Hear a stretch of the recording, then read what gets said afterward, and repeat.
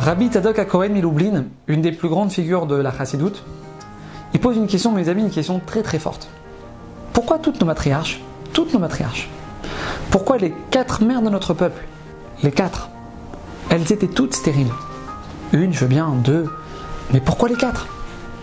Qu'est-ce qui se passe ici? Pourquoi elles ont toutes dû attendre des dizaines d'années avant de tomber enceinte? C'est quoi cette histoire? Alors mes amis, il y a un message ici que la Torah veut nous faire passer. Il faut savoir que c'est un message qui peut changer une vie. La Yeshua, la délivrance d'Hachem, n'importe laquelle.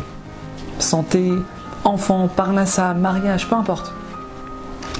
La Torah nous apprend ici que la délivrance d'Hachem, le sauvetage d'Hachem, il peut venir, même après le désespoir le plus total.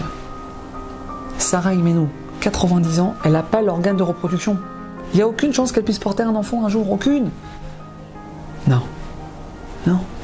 La délivrance, elle peut arriver. Mes amis, Hachem, il a mis nos matriarches dans des situations sans espoir, sans aucune issue.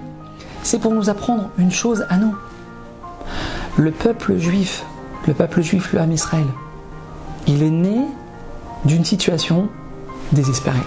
C'est-à-dire que quand il n'y avait plus aucun espoir, c'est là que notre histoire elle a commencé. On est un peuple qui n'aurait même pas dû exister. Ton fils, ça fait 4 ans qu'il est avec une goya. Il t'annonce qu'il va se marier avec elle, Dieu préserve. Ça fait 15 ans que tu attends un enfant, tu as fait tous les traitements du monde, il n'y a rien qui marche. Tu as 45 ans, divorcé, 6 enfants sur les bras. Retourne-toi et regarde d'où tu viens.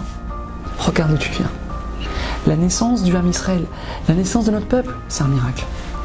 On vient de femmes qui étaient toutes stériles. Mais c'est pourquoi qu'elle a fait ça, Hachem. C'est pour qu'on n'oublie jamais, mes amis, que le miracle, il est toujours possible. C'est pour nous enseigner que le miracle, il fait partie de notre histoire. Et que parfois, il faut toucher le fond pour le voir, ce miracle. Et c'est ça, mes amis, qui nous relie à nos ancêtres. Cette capacité de savoir toucher le fond, mais de ne jamais désespérer, jamais. Mon voisin de palier depuis maintenant bientôt 12 ans. Il m'a raconté un jour son histoire. Donc il est marié avec sa femme depuis plus de 10 ans. Ils n'arrivent pas à avoir d'enfant. Ils n'arrivent pas. Un jour sa femme lui dit, écoute, tu sais que je t'aime. Mais tu penses pas qu'il faudrait penser à séparer? On veut tous les deux avoir des enfants, on rêve d'avoir des enfants. Alors je vous la fais en raccourci d'histoire. Et on n'y arrive pas. Tu penses pas que Dieu, il attend qu'on se sépare pour qu'on puisse refaire notre vie chacun de notre côté? Alors mon voisin, il entend ça, il fonce voir Rabbi Abahuachira, il lui raconte ce qui se passe. Rabbi David Abahuachira, le petit-fils de Baba Salé.